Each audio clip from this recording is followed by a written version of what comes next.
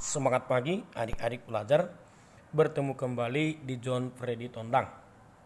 Kali ini kita bahas soal SPMB tahun 2005. Mari kita pahami soal. Gambar berikut memperlihatkan susunan kawat yang dialiri arus. Kuat induksi magnetik pada titik P.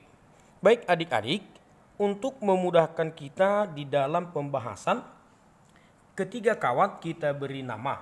Misalkan ini kawat yang pertama, lalu ini kawat yang kedua, dan ini kawat yang ketiga. Maka kita analisa arah induksi magnetik dari setiap kawat pada titik P dengan menggunakan kaidah tangan kanan. Baik, kita lakukan. Untuk kawat pertama adik-adik, arus ke atas, maka jempol ke atas ya, sesuai arus. Kemudian titik P di kanan kawat. Jadi jika kita genggam ya, karena arus ke atas, titik P di kanan, maka menggenggamnya seperti ini adik-adik. Bisa ya? Jadi pada titik P, efek dari kawat pertama masuk.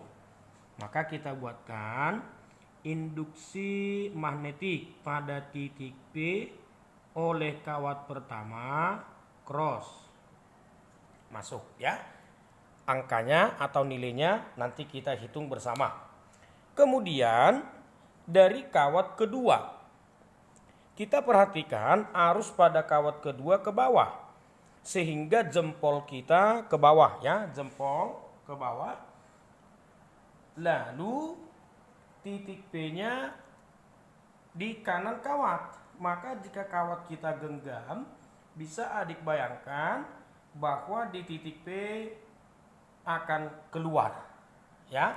Jadi sekali lagi, induksi magnetik pada titik P oleh kawat kedua keluar atau dot ya.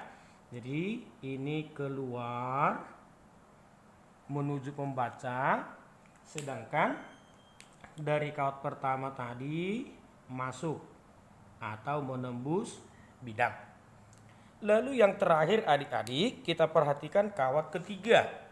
Jadi menurut gambar, kawat ketiga ini tidak menyentuh kawat pertama dan kedua ya, dia dibuat ada lengkungannya.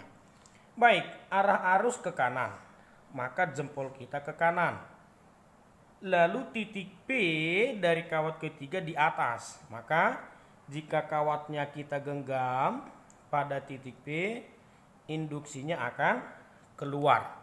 Jadi adik-adik kita buatkan nanti induksi magnetik pada titik P oleh kawat ketiga dot atau keluar. Baik, analisa sudah kita lakukan. Sekarang kita menghitung dengan rumus yang sudah ada. Yang pertama dari kawat 1 ya. Untuk induksi kawat 1, maka berlaku nanti induksi magnetik pada titik P oleh kawat 1 adalah mu 0 I1 per 2 VA1. Sama dengan mu 0 tetapan adik-adik 4V 10 minus 7. Kawat 1 2 ampere ya pada soal. Kali 2 per 2V kali jarak kawat 1 ke titik P. Ini kawat 1 berarti 2 cm ditambah 2 ya, 4 cm. Bisa adik-adik 4 10 minus 2 meter. Bisa ya. Lalu bisalah kita coret V dengan V 4 kali 2 4 kali 2. Sehingga dari kawat 1 nilainya 10 pangkat minus 5 Tesla dengan catatan arahnya masuk bidang. Bisa? Lalu mari kita hitung dari kawat yang kedua. Maka induksi dari kawat kedua Dengan cara yang sama, induksi di titik P oleh kawat 2. Mu 0 kali I2 per 2V A2. Kita lakukan 4V kali 10 minus 7. Kuat arus kawat kedua 1 menurut soal per 2V. Jarak dari kawat 2 ke titik P 2 cm. Bisa ya adik-adik? Lalu 4V dengan 4V. Kita peroleh 10 pangkat minus 5 Tesla. Tapi arahnya tadi keluar. Bisa adik-adik? Lalu yang terakhir dari kawat 3. Saya buatkan di sini. Induksi dari kawat yang ketiga, maka BP3 adalah mu 0 kawat 3 per 2V A3.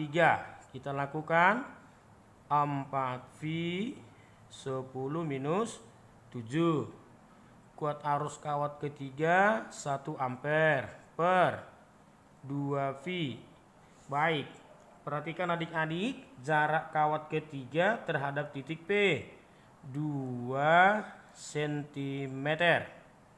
Maka 4V kita coret, hasilnya 10 pangkat minus 5 Tesla, namun dia keluar.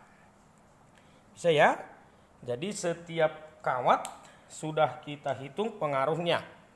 Maka dengan demikian, induksi magnetik total di titik P adalah induksi dari kawat 1 tambah induksi dari kawat 2 tambah induksi dari kawat 3. Baik adik-adik, kawat 1 masuk, maka bisa kita hitungkan kawat 1 kita anggap negatif ya karena masuk, minus 10 pangkat minus 5 tambah yang keluar kita pakai positif, 10 pangkat minus 5 tambah 10 pangkat minus 5. Sekali lagi, masuk, keluar, keluar, sehingga ini habis.